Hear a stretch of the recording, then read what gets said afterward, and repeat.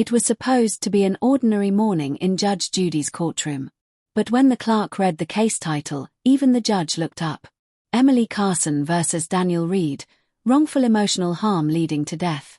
The room fell silent. Every whisper, every shuffle stopped. Emily stood there clutching her sister's phone, the one that had stopped buzzing 2 months ago, the day her sister Chloe took her own life. Across from her sat Daniel Reed, the man Chloe had loved, and the man Emily believed had destroyed her. Judge Judy's tone was sharp, calm, all business. "Miss Carson, I understand you're here representing your sister's estate. Tell me why." Emily's voice trembled at first, then steadied. "Because she can't speak for herself anymore, Your Honor.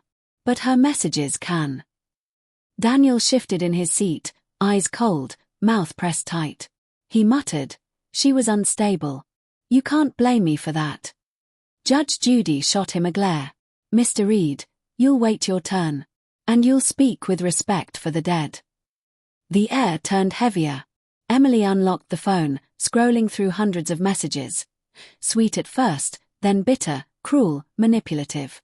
Every time she tried to leave, Emily said quietly, he'd send her something to pull her back in. Threats, guilt, promises. He told her he'd end his life if she left him. Then he told her he'd ruin hers. Judge Judy leaned forward. "Are you saying he coerced her?" "Yes, Your Honor. I'm saying he trapped her. And the last thing he ever sent her." Emily's voice broke. "Was you'll never be free." 5 hours later, she was gone. Daniel scoffed under his breath. "She was weak. That's not my fault." The words sliced through the courtroom. Judge Judy slammed her gavel once. "You will not speak another word until I tell you to. This is a court of law, not your playground." Emily's tears finally fell, but she kept her head high. "I'm not here for revenge," she said. "I just want her story told. I want the truth on record."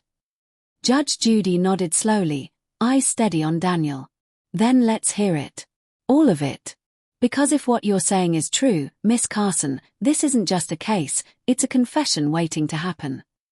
The tension thickened. Daniel's fingers twitched on the table. And for the first time, he looked genuinely afraid. Judge Judy sat back in her chair, eyes fixed on Daniel Reed. Her voice was firm, controlled, the kind that made the entire courtroom freeze. "Miss Carson, read the messages you believe prove manipulation." Emily nodded, her hand shaking slightly as she scrolled. The phone screen glowed in her palm, one message after another, pieces of a haunting timeline. She began softly. "March 12th. He wrote, 'If you leave me, I'll tell everyone what you did.'" She swallowed hard. She didn't even know what he meant. But she begged him to stop. She scrolled again. "March 15th. You're nothing without me. Don't forget who helped you when no one else did." A murmur swept through the audience. Judge Judy's tone sharpened. "Did your sister respond?" Emily nodded. "She apologized. Even when she did nothing wrong." Her voice broke. "He convinced her she was the problem." Daniel leaned forward, defensive. "She was obsessed with me, Your Honor.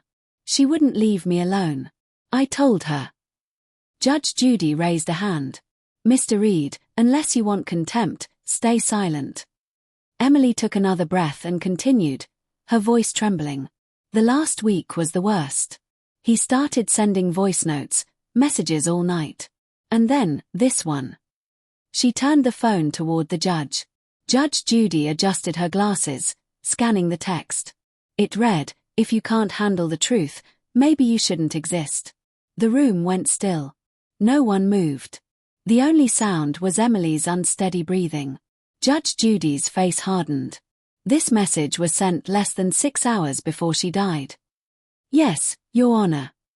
Daniel shifted again, mumbling. "You don't know what really happened. She sent me things too." Judge Judy cut in, voice like steel. "Then produce them. Now." He hesitated, fumbling through his phone. After a few seconds, he held it up, showing a series of messages, but they were all blank. "Deleted." Judge Judy raised an eyebrow. "Convenient," she said dryly. Everything you claim exists has mysteriously vanished. Daniel's jaw tightened. I didn't delete anything. It's a new phone. Judge Judy's glare could cut glass. Mr. Reed, you underestimate how obvious lies sound in this room. Emily continued, her voice quieter now, heavy with grief. She told me the night before that she felt trapped, that he made her believe no one would ever love her again. She paused. I didn't know it was goodbye. Judge Judy leaned forward, her tone softer for the first time. Miss Carson, your sister's pain deserves to be heard. You're doing the right thing. Then she turned to Daniel, eyes cold, measured, unflinching. And you, Mr. Reed, are you ready to hear the truth read back to you? Daniel smirked faintly, trying to regain control. But that smirk faded as Judge Judy lifted the printout Emily had provided. At the bottom of the page was one final, unread message from Chloe's phone, sent at 2:17 a.m., never opened. Judge Judy read it aloud. You win. I hope you're happy now. The words echoed through the courtroom. And for the first time, Daniel couldn't meet anyone's eyes. The courtroom sat in total silence.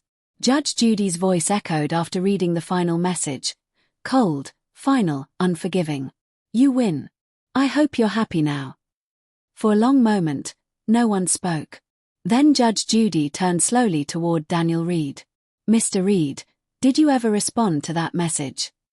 Daniel hesitated. I didn't see it until the next day. Judge Judy's eyebrow lifted. And where were you that night? His answer came too fast. At home. She caught it instantly. At home. Alone. He hesitated again. No, with a friend. Judge Judy's tone sharpened. Which is it, Mr. Reed, alone or with a friend? Because when someone dies hours after your last threat, the details matter. The color drained from his face. The audience shifted uneasily. Even Emily seemed frozen, waiting. Finally, Daniel muttered, I went to her apartment. But I didn't go inside. I just wanted to talk. Judge Judy leaned forward, her voice razor-thin. You went to her apartment. Daniel nodded slightly. She wouldn't answer. I knocked a few times. I might have sent a few messages. That's it. Emily's voice cracked. You were there. You were outside when it happened. Daniel swallowed. I didn't do anything. The lights were off. I thought she was ignoring me. Judge Judy's eyes darkened. Do you realize what you're saying, Mr. Reed? You admit to being at the scene the night she died. You admit to sending threats. And you still think you bear no responsibility. His voice rose, desperate now. She was already falling apart. I tried to help her. I told her I loved her. Emily's tears fell, but she didn't look away. Love doesn't sound like you'll never be free. That's not love, that's control. Judge Judy struck the gavel once, hard. This is not a debate about love. This is a lesson about consequence. Words matter. The way you used them mattered. She reached for the file Emily had handed over earlier. These are witness statements from neighbors. One of them says they heard arguing that night. A man's voice.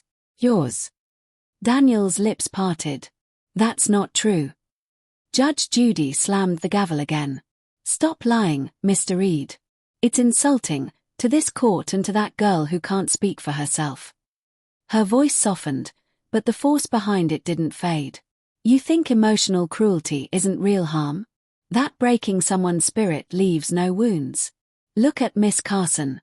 She's standing here picking up the pieces of her sister's life because you crushed them. Daniel said nothing. His hands trembled slightly. Judge Judy continued, lower now, deliberate. Your threats, your manipulation, your silence afterward, that's not love. That's power. And power without compassion destroys everything it touches. The courtroom stayed still, the weight of her words hanging heavy. Emily wiped her eyes, whispering, that's all I wanted someone to say. Judge Judy looked at her gently. You've said enough today to remind everyone here what justice truly means. She turned back to Daniel. You might think this is over, Mr. Reed. But guilt doesn't end when a sentence does. It stays with you. It follows you. And from what I've heard today, it already has. Daniel's eyes flickered, the defiance gone, replaced by something else. Fear. Judge Judy set the papers down slowly. This court will recess before I deliver judgment. But make no mistake. She paused, gaze unwavering. This case isn't about what you lost, Mr. Reed. It's about what you took, and what can never be returned. The gavel struck. And the room breathed again.